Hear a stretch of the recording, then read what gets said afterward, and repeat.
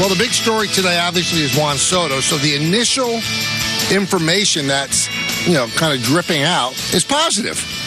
Let's be honest, it's positive. Don't know where it's going to lead, but John Heyman, if you want to connect the dots, who has a great relationship with Scott Boras, who is the agent for Juan Soto, is reporting that it's inflammation, and that is a positive angle. He's not in the lineup today, Juan Soto. He is not in the lineup. He has not missed a game in over a year. This guy posts every single game, wants to play every single day. So when it came out of the game after the fifth inning yesterday, it made you think a little bit. He had an MRI today. People don't squeeze somebody into that tube unless there's some concern, and they squeeze him into that tube. And again, the initial reporting, we have not heard from the Yankees a word yet, other than the lineup that came out that does include Soto. The initial diagnosis looks like, okay, it's pretty good. But I'm of the opinion, I always have been, initial diagnoses are great. They're fun, they're cute, you can play with them, but let's see where they go down the line. Because usually if there's an initial diagnosis that's positive and then the thing isn't working out, well, then they have to go even deeper. But right now it looks positive, and it's positive that this is Diamond Notes, brought to you by London Jewelers. Let's listen in on Aaron Boone. Aaron, what did the imaging reveal with Juan Soto? Inflammation. So good news, obviously, waiting on those results. So I think, grand scheme of things, we got good news, just some inflammation in there. So he'll start some medicine and, right now treat him as day to day. What was the last 24 hours like as you were awaiting the test results, wondering if you're going to have one of your best hitters available to you the rest of the season? Might have been some anxious moments in there. But he also, probably a little optimism too, in that obviously he's been playing really well and has been able to play. So, like going through it, you're, different than like what Jason dealt with last year. The day, I remember that day game he had where, he couldn't swing and get loose in the cage. So maybe some optimism there, but still an unknown, so trying not to speculate on it too much or let your brain just kind of wait for the information to reveal itself, and excited we got good news. You said day to day. Do you expect him to avoid the injured list, or is there? Yeah, as of now, I do. Brendan, to the right on the wall. Thank you. Aaron, where is the inflammation? It's in the forearm? Yeah. I'm not quite sure, but it's just inflammation in here. And did he only get imaging on the forearm or anywhere else? On the elbow. On the elbow. And the elbow came back clean? Yes. Andy. That's what I was going to ask. No ligament damage at all. No. And is there in terms of, is he going to get a shot? I guess, is that the medication? Or no shot either. Okay. So, do you think he could be available this weekend? I think I think, even on some level, possibly even available in a situation tonight or this weekend. We'll just see how it goes, see how he responds. Brian, to the left. Aaron, would you use him in the field too? Can he throw with us, or is he just a hitter for the weekend? Yeah, we'll see. We'll see how, the rest of today unfolds, and then we'll see how the weekend folds, and each day we'll see where we're at. And do you have any clearer indication on what caused this? No. I think it's just, honestly, I think it's something that just kind of came on. Like he said, been dealing with it last week, 10 days. He didn't feel any specific thing that did it. Anyone else? Jack, to the right. Aaron, last night you were quoted, I think, as saying this was troubling him for more than a week. I think Soto said it could have been a week or longer. What was the tipping point that caused last night to be the moment where he goes and gets imaging? Because he's a durable guy. He played 162 games last year. Something had to say, we got to get this checked out. I think the rain delay,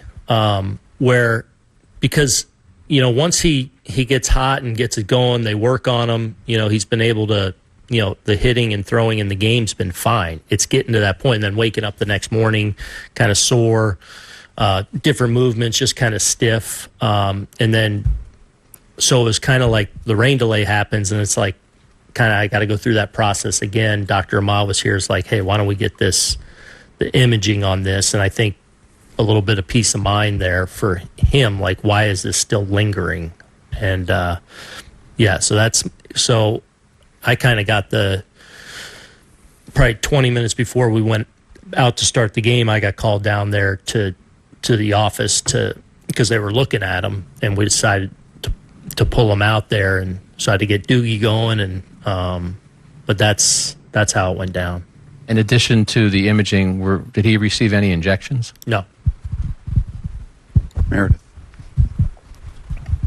Aaron, you mentioned that it probably gave Soto peace of mind. Did you sense an anxiousness with him, and what was your conversation like with him today? Not a lot. He's a pretty cool customer, as you've seen. I'm sure there was some. Like, I know for him in his mind, he wanted to know what was going on there because of that soreness was just lingering with him each and every day. So I'm sure, I don't want to speak for him, but I'm sure it gave him some peace of mind. So I was in there when we kind of went through it today, the results with Dr. Ahmad and our training staff. We kind of went through it and explained what was going on. And so I think there was some comfort in that.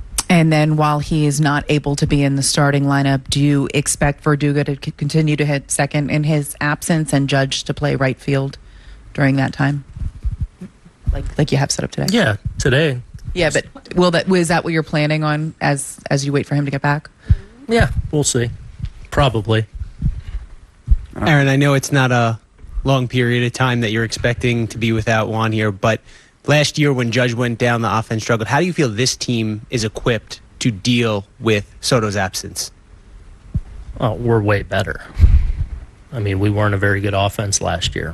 I mean, and a lot of that had to do with guys being out and hurt. I mean, we had, 3 or 4 guys miss, 3 or 4 like big time guys miss significant portions. So we were kind of a shell of certainly what we've been this year. But we've got a much deeper, versatile group this year.